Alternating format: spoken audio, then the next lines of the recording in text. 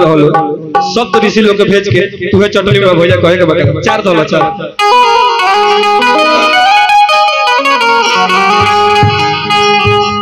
जब शंकर जी के बियाह गोरा पार्वती से करावे के रहे तो शंकर जी कहले कि हमार मन तो पूछ लो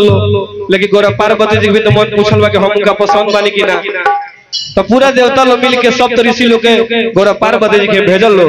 आ कहल बा कि अतना बुराई कर दी हलो शंकर जी के बारे में कि गोरा पार्वती जी को जस के दादा हो दादा हम बियाह ना करे कहे के बका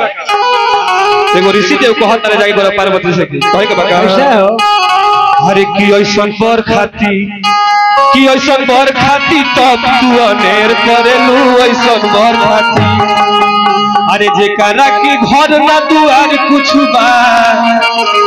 अरे खाए खाती कुछ आहार नहीं बा अबे के बा कि ऐसन बर खाती तब तू अनेर करेलू ऐसन बर खाती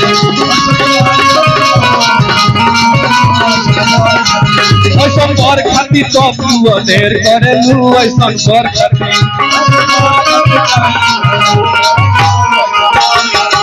अरे जेकरा के घर ना दुआर कुछ बा आए खाती सुंदर आहार नाही बा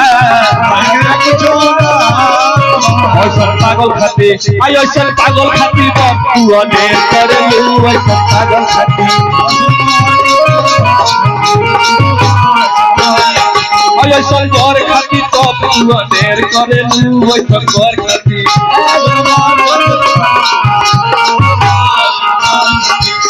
ई तो एक ना कहत रहे दूसर का जना बता रहे का कहत रहे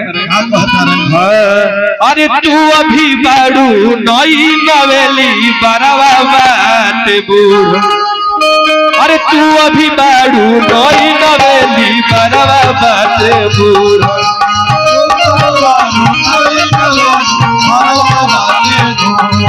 अरे पहले तो बबुआ होई है जेकरा बाते सुन पहले तो बबुआ होई है कहल बाकी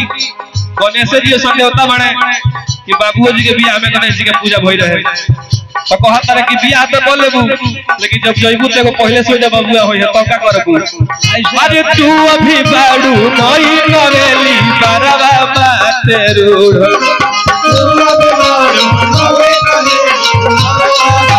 अरे पहले तो बबुआ होई है जेकरा बाते सुन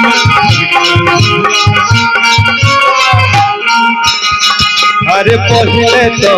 बबुआ होई है जेकरा बाते सुन अरे पहले तो